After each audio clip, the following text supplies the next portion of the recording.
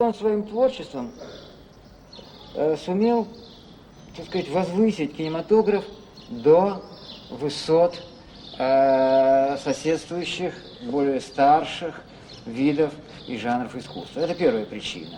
Il est très intolérant, Bresson, c'est-à-dire que tout ce qui n'est pas sa façon à lui de faire du cinéma, il a un grand mépris et il considère que, en dehors de lui, pratiquement le reste du cinéma des cinéastes n'existe pas.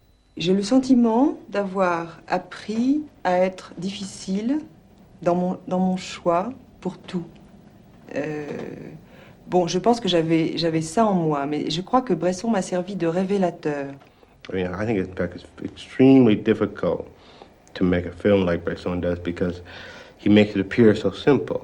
It's like a simple recipe. He says, this is how you do it. Yet every time someone tries to copy, the souffle falls flat.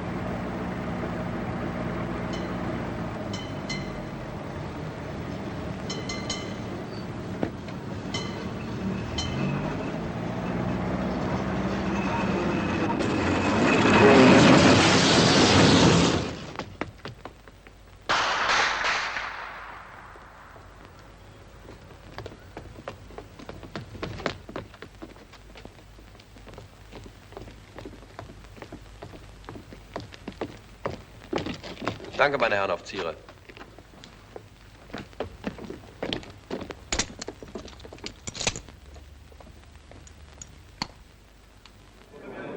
Si vous pouvez vous asseoir. Il faut arrêter, autrement il ne revient plus. C'est simple, alors. Vous m'entendez, monsieur? Je m'excuse, mais c'est comme ça.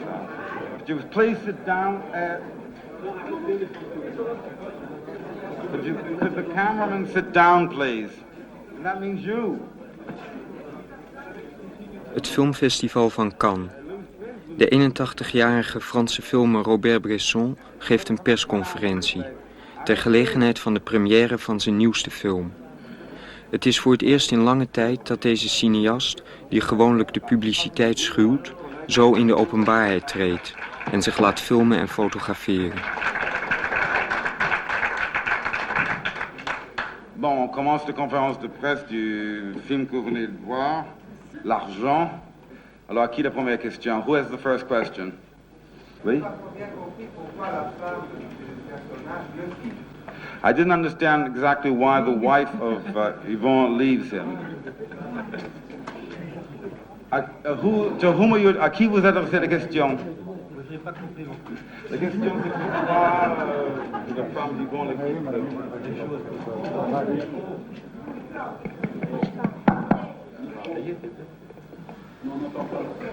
Je dis que je n'ai pas compris non plus.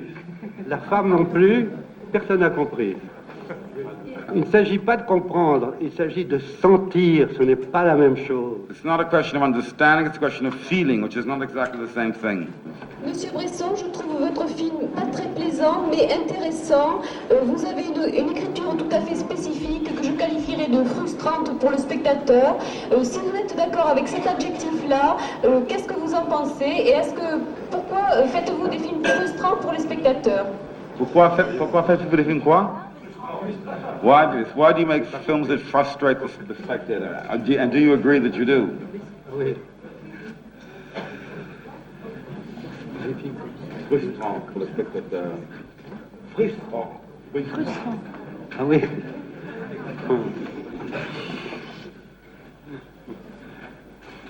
De quel spectateur parlez-vous? De vous? What spectators are you talking about?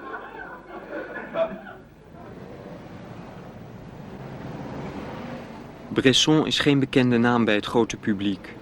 In filmkringen echter geldt hij als een van de grote meesters, vanwege zijn volstrekt eigen filmstijl. Zelf noemt hij die stijl de cinématographe, om haar te onderscheiden van de gebruikelijke manier van filmen, de cinéma. Voor ons, als filmstudenten, was de kennismaking met Bressons films een schok. Ze waren anders dan alles wat we op de filmacademie leerden. Zijn stijl onderscheidt zich door een grote soberheid.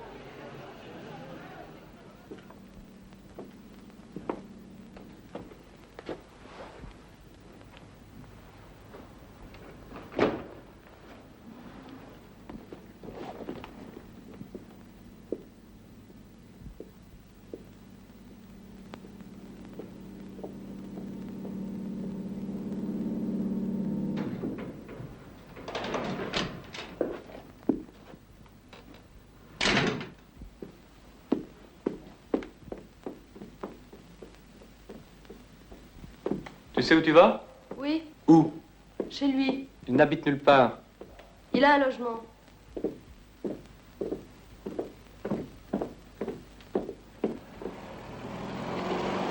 Tu vas faire mourir de chagrin tes parents. Je n'y peux rien.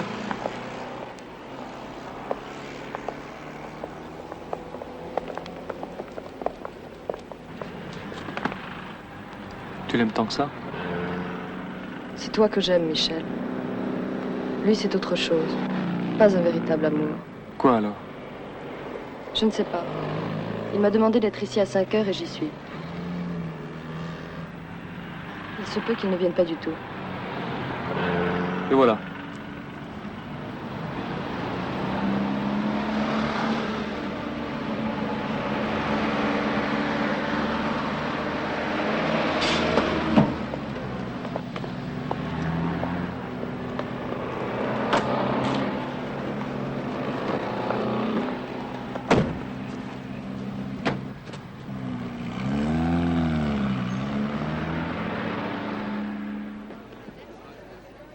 We zagen die stijl in Bressons oude zwart-wit films, maar ook in zijn meest recente, over onze generatiegenoten.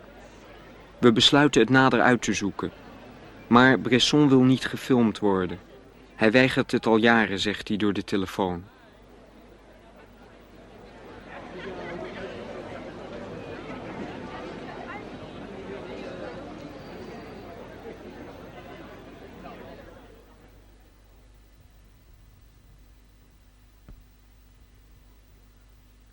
Er zijn niet veel biografische gegevens bekend over Bresson. Geboren in 1901, maar volgens hemzelf 6 jaar later. Na een klassieke schoolopleiding werkzaam als schilder en modefotograaf. In de jaren 30 overgestapt naar film. Schrijft enkele scenario's en regisseert een korte komedie die nooit is teruggevonden. In de oorlog, in krijgsgevangenschap, ontstaat het idee voor zijn eerste speelfilm. Deze realiseert hij in 1943. 1945. 1951. 1956. Je me souviens que je le regardais travailler et ça paraissait à la fois très simple et complètement incompréhensible. C'est-à-dire que personne sur le plateau ne semblait comprendre ce qu'il faisait. Il refaisait par exemple, un plan très simple, il le refaisait 50 fois. Et on ne savait pas très bien pourquoi il le refaisait 50 fois. Mais je comprends ça très bien, moi, maintenant que je fais des films, parce que ça m'arrive aussi, et quelquefois, comme metteur en scène, les techniciens me regardent comme si j'étais fou, parce que je cherche quelque chose, mais je ne sais pas très bien quoi, et puis ça arrive, je dis, voilà, c'est ça que je cherchais, mais je ne savais pas le dire. Et je crois que Bresson, sa méthode est une méthode de recherche. Je ne crois pas qu'il sait exactement ce qu'il fait quand il travaille, mais je crois que c'est pour ça qu'on lui reproche souvent d'avoir des dépassements dans ses films et de dépasser ses budgets. C'est parce que il cherche, et il cherche tout seul. Et il trouve, il finit par trouver, mais c'est toujours très mystérieux, et c'est quelque chose que je crois qu'il ne peut pas vraiment lui-même savoir à l'avance.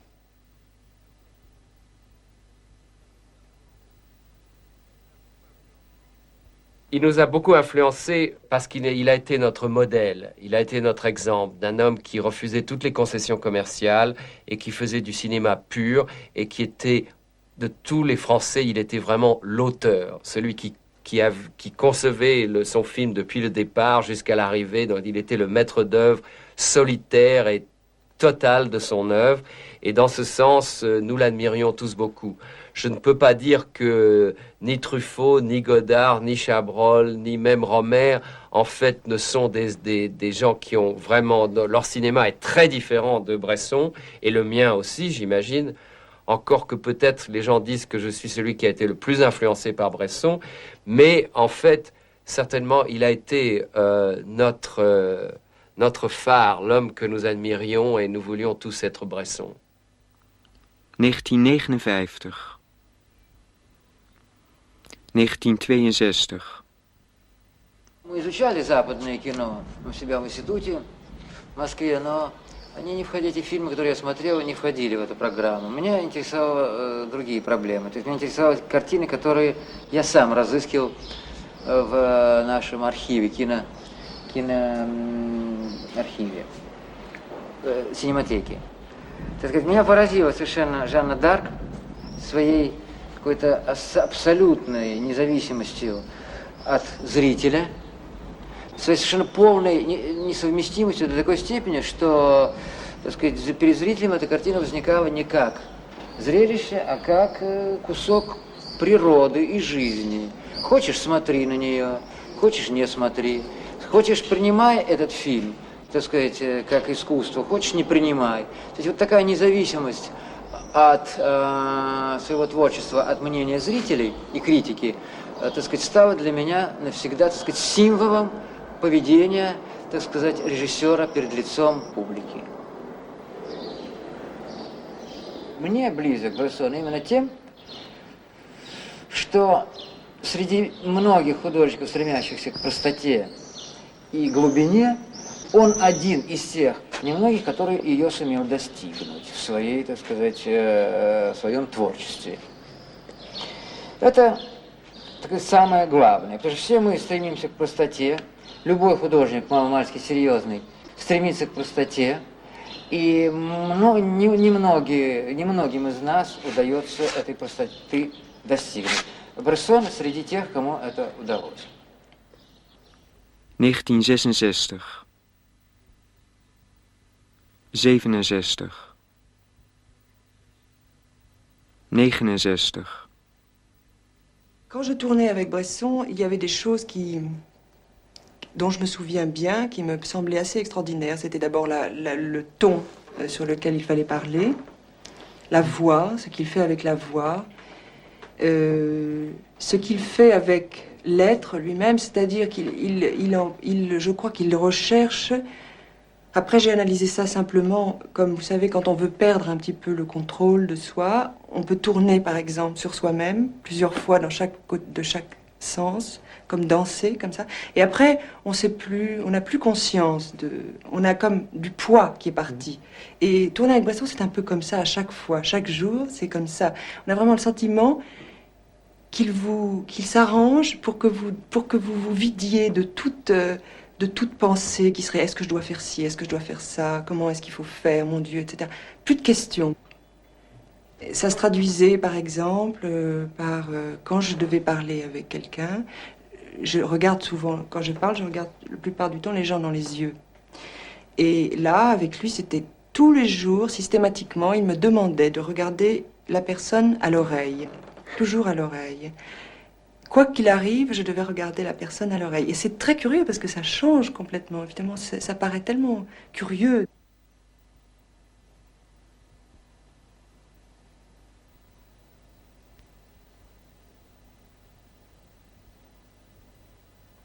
Quand on a tourné avec Bresson, on a du mal après à devenir vraiment acteur, c'est-à-dire à exhiber de façon... on a tendance à gommer le jeu après. Et quand on doit tourner d'autres films, en principe, les acteurs, on leur demande justement de ne pas gommer, mais au contraire de faire les choses en exagérant. Donc, c'est comme tout dans la vie, c'est toujours gagner quelque chose pour perdre autre chose. Hein? 1971. 74. 77. 1983. Bresson heeft maar 13 films gemaakt in een periode van 40 jaar. Films die veel prijzen hebben gewonnen, maar weinig publiek trokken en in een enkel geval zelfs leidden tot het faillissement van de producent. Allô, c'est Majestic. Bonsoir, est-ce que vous pouvez me donner la chambre de Monsieur Bresson, s'il vous plaît?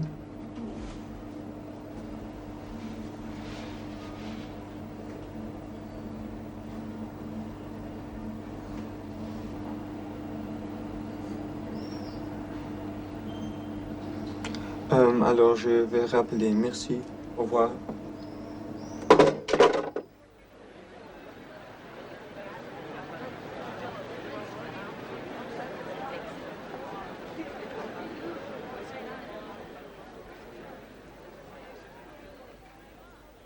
Bresson spreekt zich niet graag uit over zijn films. Maar enige jaren geleden verscheen er een boekje van hem met aantekeningen over zijn filmstijl die hij door de jaren heen had verzameld.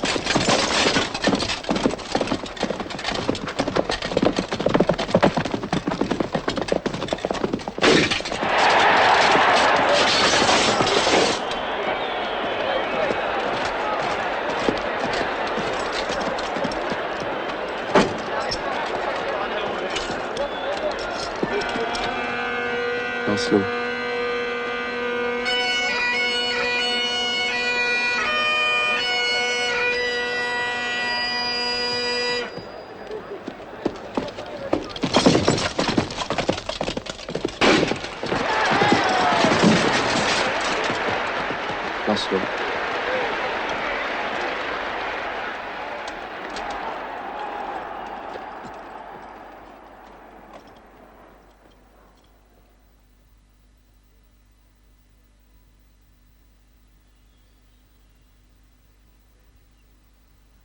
Bij Bresson laat de camera film niet zien.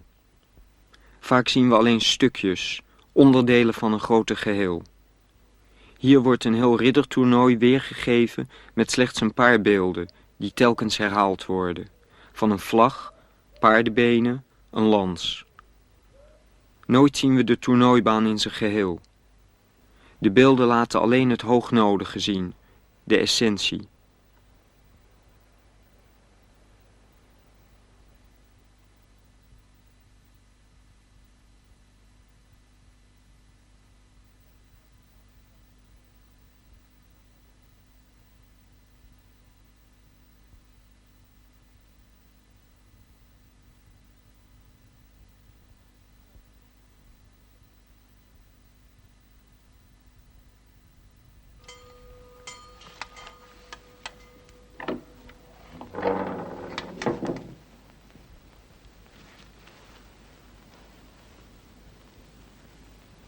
Lancelot.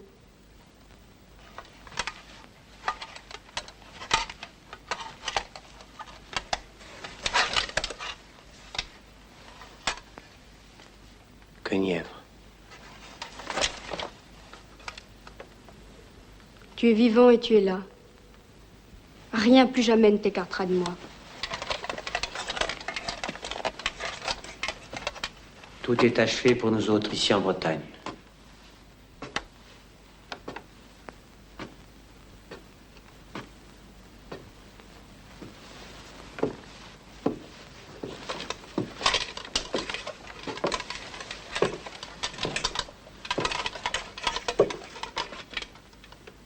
Je ne puis plus attendre. Dis-le, ce mot. Je t'aime. Encore. Répète une fois encore. Je t'aime, il faut me croire. Je te crois. Mais qu'as-tu? Donne-moi la main.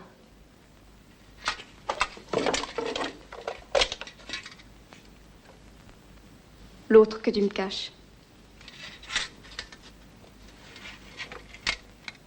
Ton doigt est vide. Tu as retiré mon anneau.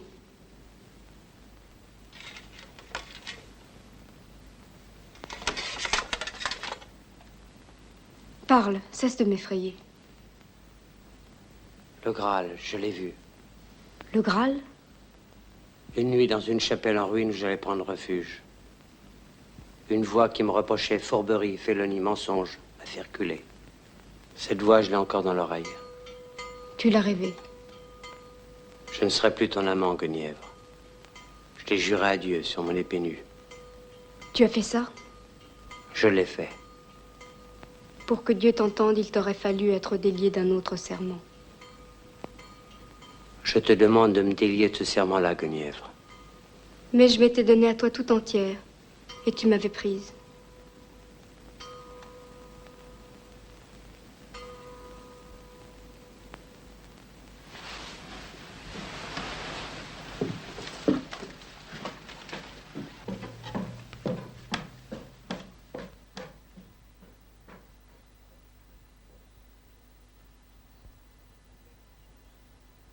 Bij Bresson wordt niet geacteerd zoals we het gewend zijn.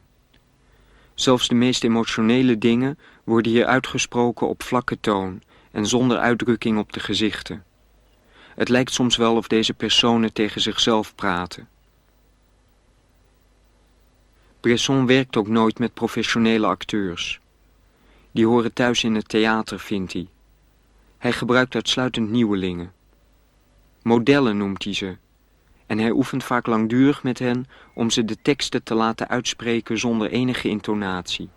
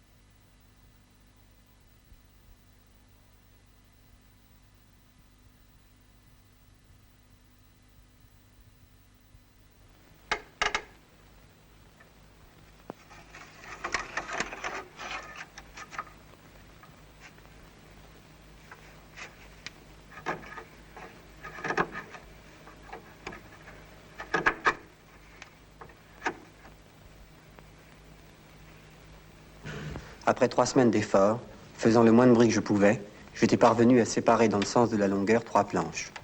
Mais elles restaient fixées au cadre en haut et en bas par des tenons contre lesquels se tordait le manche de ma cuillère.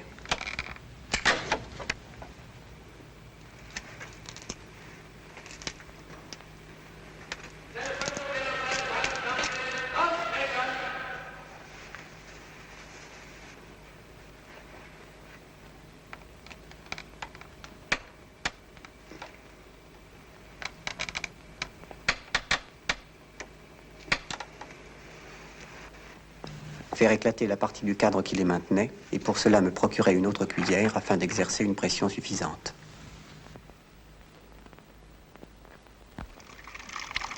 La Bible? J'ai de la chance. Un miracle. C'est vrai que depuis hier, tout a changé. Silence, pas parler. Moi aussi, j'ai de la chance.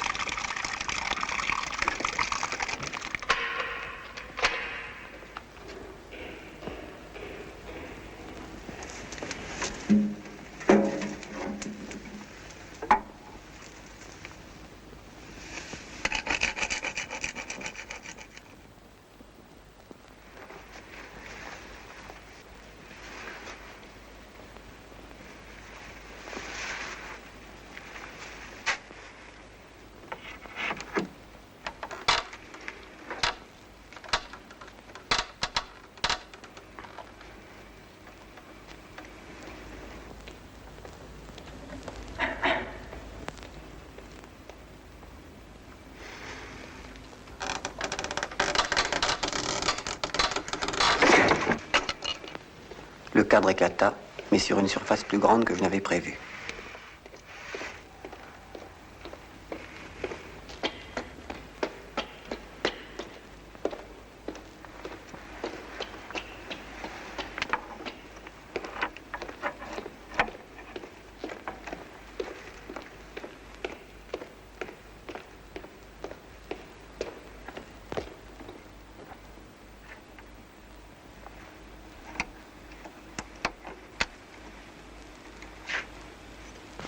Je pus remettre le morceau en place et le faire tenir.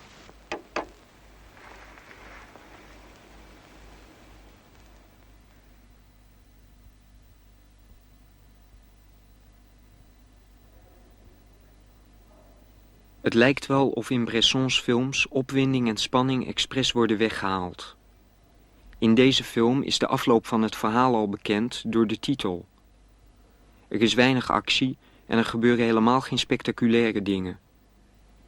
Wel is er veel herhaling. Er heerst een ritme van gelijkmatigheid.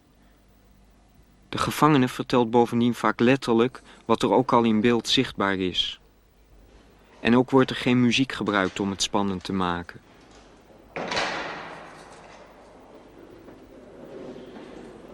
Deze stijl van weglaten lijkt op het eerste gezicht koel en afstandelijk. Spanning wordt weggedrukt, emoties worden ingehouden. En toch is er spanning en emotie voelbaar. Il y a à dire les choses mécaniquement.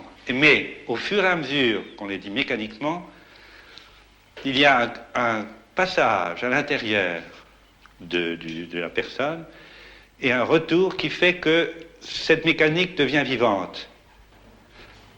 Ça ressemble beaucoup à la façon de jouer du piano d'un grand pianiste, pas un virtuose, mais d'un grand pianiste qui était Lipatti. Lipatti donnait de l'émotion avec de la retenue et de la régularité. C'est en se retenant, en retenant son émotion même, en essayant même de la supprimer et en se régularisant le plus possible, il arrivait à donner une émotion qu'aucun virtuose n'atteignait. Eh bien, il y a un peu la même chose. C'est à la fois en se retenant et en parlant mécaniquement que tout à coup quelque chose s'accroche.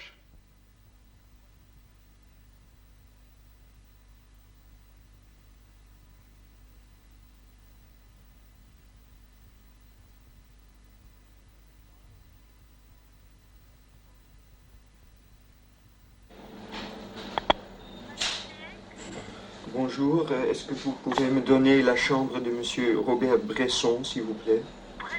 Oui.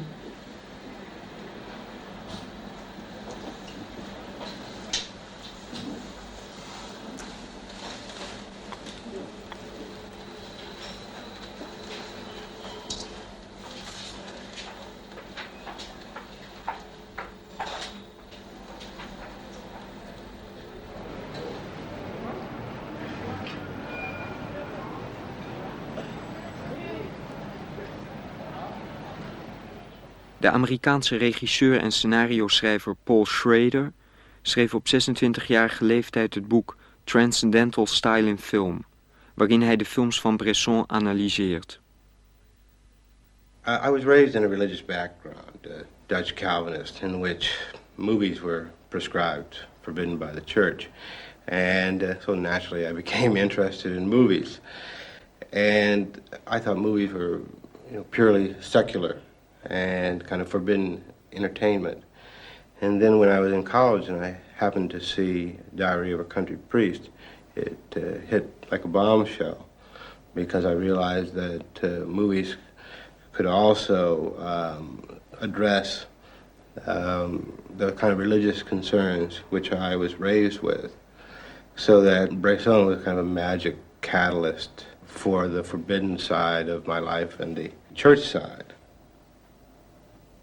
Could you tell some more about these religious aspects of Bresson that you recognized? Well, he lays out a way, almost like a path through a garden. And if you walk this path and see what he shows you, you will eventually reach a point where your eyes will be lifted toward a deeper, more spiritual feeling.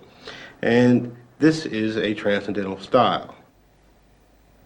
And it strikes me that this style works at three different stages.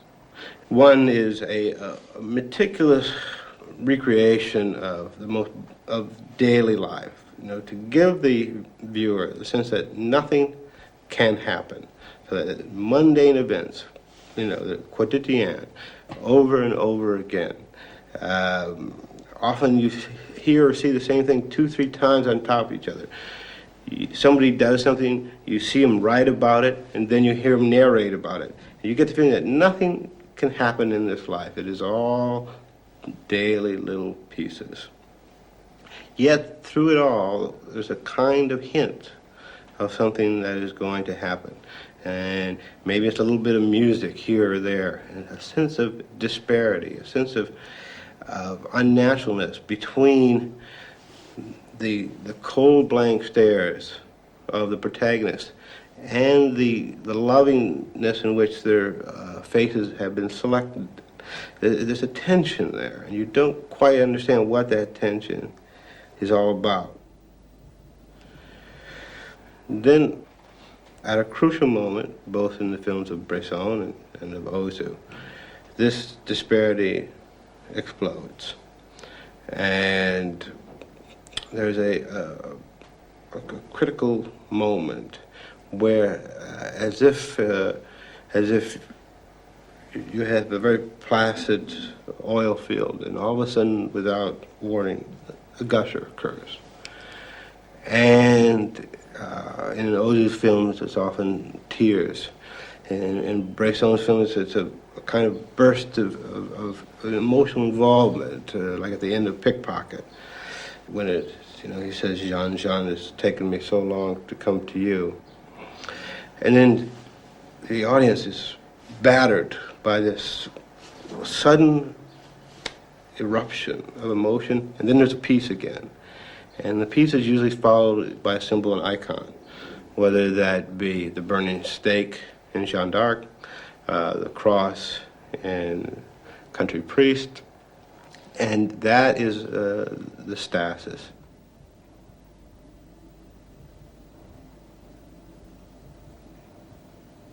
It's like the stake in Jeanne d'Arc Bresson is saying that it took, Christianity several hundred years to develop the icon of the cross, so that now you can see a cross and it has iconographic power, that you feel something when you see a cross.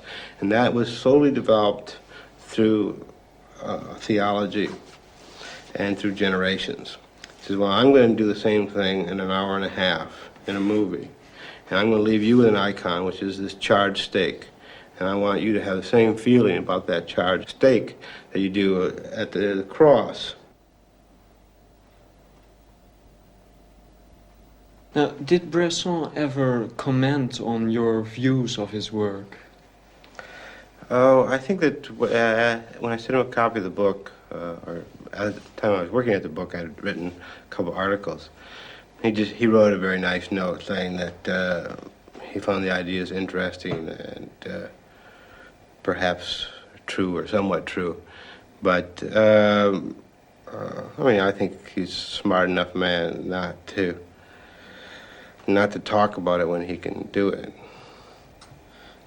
And did you ever speak to him personally? Oh, I interviewed him quite a few years ago for Film Comment magazine, and it's published in that magazine. But it's a rather strange interview because I asked a series of questions, and he gave a series of answers, and they never met. I had certain questions I wanted to ask, and he had certain answers he wanted to give, and we each did our respective jobs, but the questions were never answered.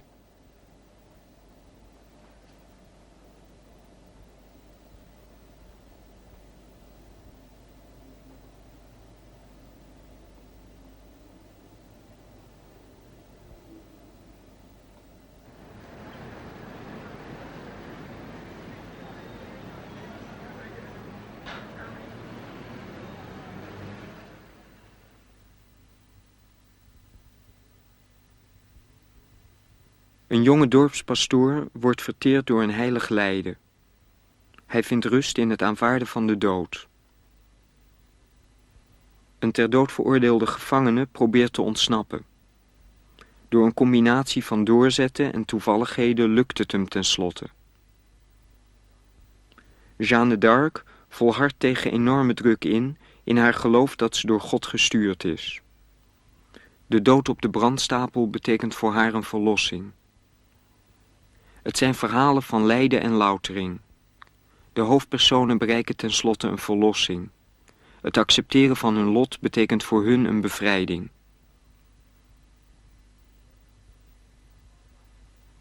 In de latere films van Bresson lijkt er iets te veranderen. Een jong meisje ziet geen perspectief in haar liefdeloze bestaan en kiest voor de dood. Een man probeert na te gaan of hij schuldig is aan de zelfmoord van zijn jonge vrouw. In een wereld waar zijn liefde verboden is en menselijkheid onmogelijk, blijft Lancelot geen andere weg over dan de dood. Een jonge scholier vindt nergens een reden om te blijven leven en laat zich tenslotte doodschieten. De toon lijkt somberder geworden. De films eindigen bijna steeds met de dood of zelfmoord.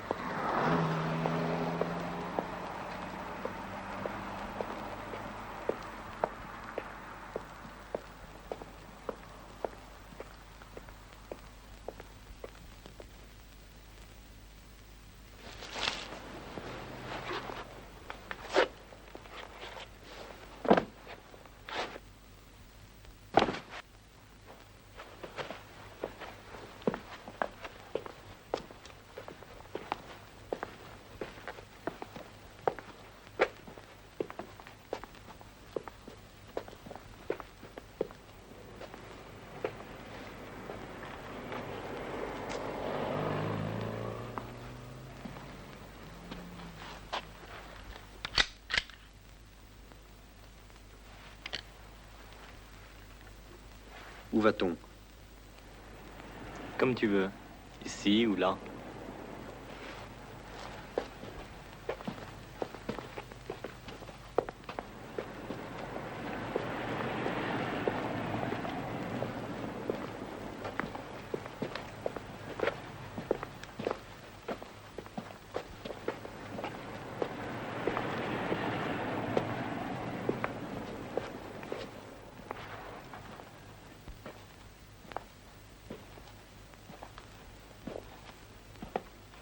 J'avais cru que dans un moment aussi grave, j'aurais des pensées sublimes.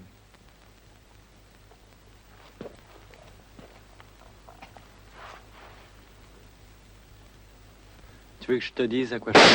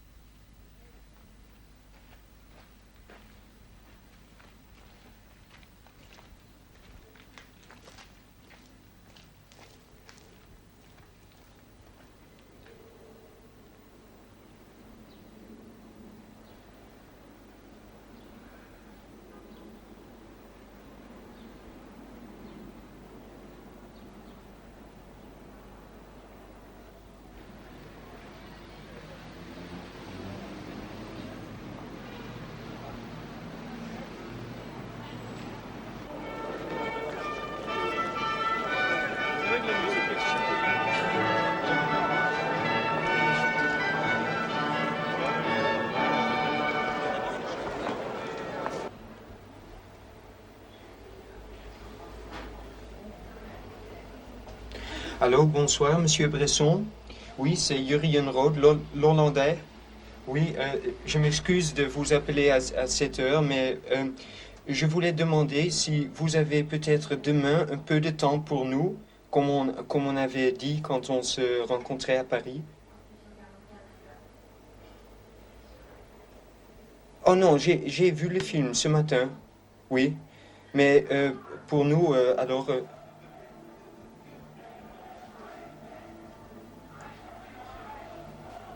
Bien.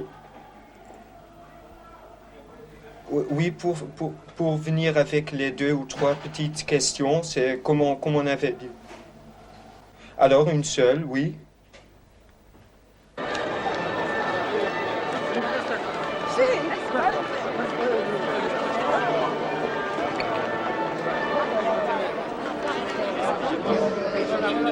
Voilà, marqué au passage l'arrivée de l'équipe de Monty Python. Tandis que vous le voyez sur la droite par rapport à l'escalier, le festival dévoile ses charmes. L'arrivée de Mademoiselle Fort-Armentière, venue directement du Nord jusqu'à Cannes, en compagnie de Louis Gasset, Valérie Renaud. Messieurs, mesdames, meine Damen und Herren, my lords, ladies and gentlemen,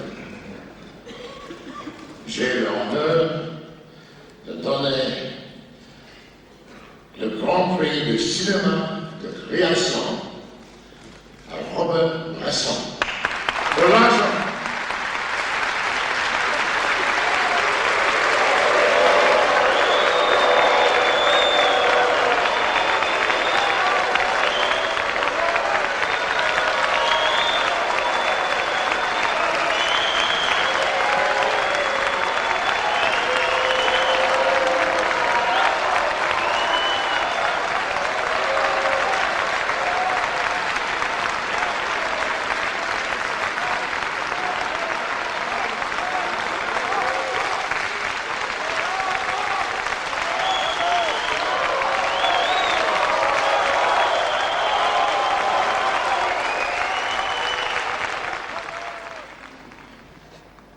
Monsieur Bresson, en regardant vos films, on a le sentiment qu'il y a une morale là, une morale assez sombre, disons, assez pessimiste. Et on a même le sentiment que pendant vos films, la morale est devenue plus sombre, tant qu'on avait le sentiment que c'était presque une contradiction entre ce pessimisme et la beauté de la forme. D'abord, je vais vous dire quelque chose. Vous confondez le mot pessimisme avec le mot lucidité. Cette lucidité n'est pas forcément pessimiste. Oui. Mais la morale aussi, la morale est une chose plus large. La morale, je ne conçois pas une morale noire, mais et les deux choses. La tragédie grecque est-elle un pessimisme, la tragédie grecque? Alors c'est plutôt la lucidité. Je crois que, pour moi, je me sens plutôt lucide que pessimiste. Je ne sais pas ce qui va arriver, mais je constate simplement, et il m'est difficile maintenant de prendre des sujets qui sont en dehors de notre époque. Je ne peux pas faire autrement que de rester dans mon époque. Je sens qu'il y a des menaces très lourdes sur le monde entier et qu'il vaut mieux être lucide sans être forcément pessimiste. Vous ne vous regardez pas comme pessimiste, c'est ça? Non, l'alliance de la recherche de la beauté et d'une certaine lucidité, les deux choses ne se contredisent pas du tout, mais pas du tout. Je ne vois pas qu'il y a contradiction. Mais la beauté dans le cinématographe doit être neuve. Je veux dire, si le cinématographe devient un art, tout art a sa beauté, mais il faut profiter de ces deux appareils extraordinaires qui sont la caméra et le magnétophone, surtout de leur assemblage pour écrire quelque chose sur l'écran. Il faut que ce soit neuf, puisque nos appareils sont tout neufs, ils nous tombent du ciel tout neufs. Il faut s'en servir comme d'appareils neufs pour faire du neuf. Et ce neuf doit être beau si on a un certain idéal de beauté pour les choses en général, pour les personnes et les choses en général. Est-ce que vous croyez que vous êtes changé pendant votre œuvre, disons... J'espère que j'évolue, en effet, et je pense que ce dernier film a pour moi en tout cas du nouveau, c'est-à-dire à la fois un acharnement à vouloir les choses concentrées, rapides, et neuves, et en même temps une grande liberté, une grande spontanéité, une grande liberté. Je fais ça parce que je le sens, donc je le fais. Tant pis si c'est pas bien, si c'est bien, bravo. Mais voilà comment j'ai travaillé. Malheureusement, il y a tout un public, qui fait tout le public du cinéma, que les Français appellent le ciné, qui semble la simple photographie du théâtre. Alors, ils veulent pour ça d'abord qu'on voit les personnes entières, et pas leurs mains, ou leur visage, ou leurs coudes, ou leurs jambes. Moi, quand je traverse un boulevard, je vois des jambes qui marchent, des jambes en marche. J'ai fait des jambes en marche. Je n'ai pas eu une seconde d'hésitation. C'était ça pour moi le boulevard à Paris. Mais ils n'ont pas vu qu'il y avait tout de même une certaine beauté à faire le personnage qui arrivait parmi ses jambes, qui était jambe lui-même, et qui tout à coup s'asseyait et que nous ayons en pleine vision. Parce que ça, ils ne voient pas, ils ne ressentent pas plutôt. Ils attendent un dialogue explicatif et il n'y en a pas. C'est l'image combinée avec le son qui explique. Est-ce que le public va comprendre ce style? Mais non, il ne comprend pas. Il faut comprendre. Si on lui donne toute la journée des films qui sont de la photographie d'un spectacle, il ne comprendra pas. Il cherche le jeu des acteurs et leur façon de parler, les modulations de leur voix, leur réussite. C'est tout ce qu'il cherche. Il voit. Et s'il n'y a pas de jeu, et s'il n'y a pas des acteurs connus, il voit le vide. Je les comprends très bien. Mais le cinéma doit évoluer, il ne peut pas rester éternellement dans cet état, et le cinéma peut être une chose immense. Et est-ce que il doit évoluer. Voilà, je finis là-dessus. Je peux vous demander seulement un conseil à des jeunes cinéastes? C'est la dernière question. Je finirai par une phrase de Stendhal qui est très belle, que vous connaissez sûrement, qui est « Ce sont les autres arts qui m'ont appris l'art d'écrire ».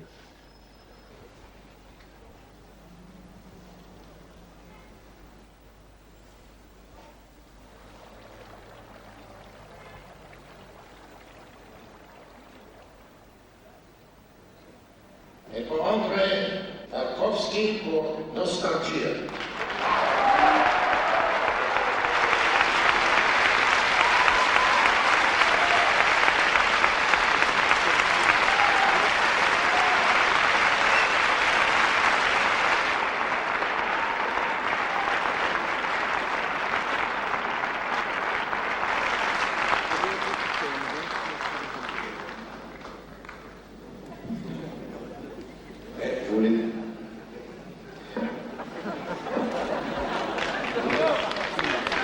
Dans le silence, avouez que c'est quand même un beau plateau, non? Si on fait ça. Merci beaucoup. Merci. Est-ce que